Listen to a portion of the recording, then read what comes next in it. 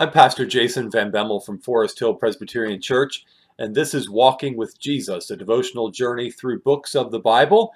And we're in day 39 of our journey through the book of Hebrews, digging into chapter 11, verses 4 through 7 today, asking this question: what kind of faith do we need? By faith, Abel offered to God a more acceptable sacrifice than Cain, through which he was commended as righteous, God commending him by accepting his gifts. And through his faith, though he died, he still speaks.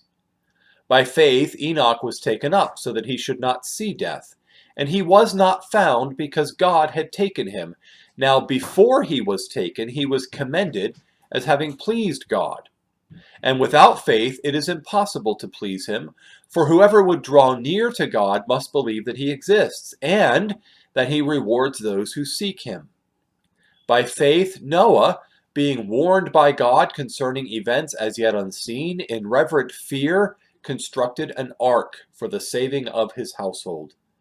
By this he condemned the world and became an heir of the righteousness that comes by faith. That's Hebrews 11, verses 4 through 7 in the English Standard Version. Well, people who know me know I drink coffee. In fact, when I wrote this earlier today, I was sitting in Starbucks, where I also write most of my sermons. I like coffee. I was excited to learn recently that drinking 6 cups per day is good for my health and will likely extend my life. Here's the catch. I drink my coffee black. And since I made that switch, I've become much pickier in my selection of coffee. I like strong, dark, smooth coffee. Today I had a single origin roast from the Rift Valley in Kenya. I liked it. Smooth. Some people would say it's too strong, but is there such a thing? Hebrews 11 defines faith and tells us of the importance of faith. Faith is assured and convinced that what God has said is real and reliable. We need true and saving faith because without faith we would shrink back from following Christ and be destroyed. But will any kind of faith do? Jesus said we don't need much faith, just as much as a mustard seed. But what kind of faith? What kind of assurance and conviction of the unseen do we need? As we read on in Hebrews 11, we find that we need a faith that pleases God. A faith that pleases God believes that God exists and believes that he rewards those who seek him. In other words, true faith believes in the existence and the goodness of God. We're not just convinced and assured that God is real, but we're also convinced and assured that he is good, that he keeps his promises, rewarding those who seek him. This kind of faith pleases God because it leads to joyful, willing obedience and not a begrudging fulfillment of duty or a shallow, hypocritical profession without fruit. Think about it. If you're convinced God is real, but you think of him as a tyrant in the sky, any obedience you render will be begrudging, half-hearted, driven by fear, and tinged with resentment. Will God be pleased with this kind of obedience? No. Think of the parable of the talents in Matthew 25.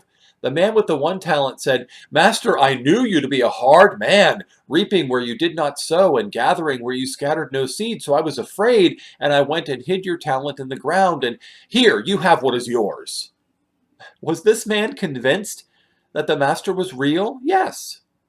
Did he fully believe and expect the master to return? Yes. So did he have faith? Yes, at least a kind of faith. What he didn't believe was the goodness of the master.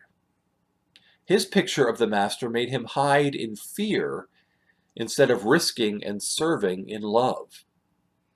Now, contrasted with the 1 talent man, consider the 3 examples of today's passage. Abel's faith led him to offer a better sacrifice, one that involved the shedding of blood, and pointed by faith to the one who would come and shed his blood as a sacrifice for Abel's salvation. Enoch's faith caused him to walk with God a simple expression describing a life of loving faith and faithful obedience. Enoch's faith caused him to be taken up, delivered from death, just as everyone who is left alive at the coming of Christ will be taken up to be with Christ and spared death. And Noah's faith led him to build an ark that saved him and his family from God's wrath, and that provided the means for the renewal of creation. His ark was also a picture of Christ, who saves us from the wrath of God and will renew creation again one final time when he returns. Faith that pleases God trusts, risks, and is rewarded. Why? Because it is confident in the goodness of God.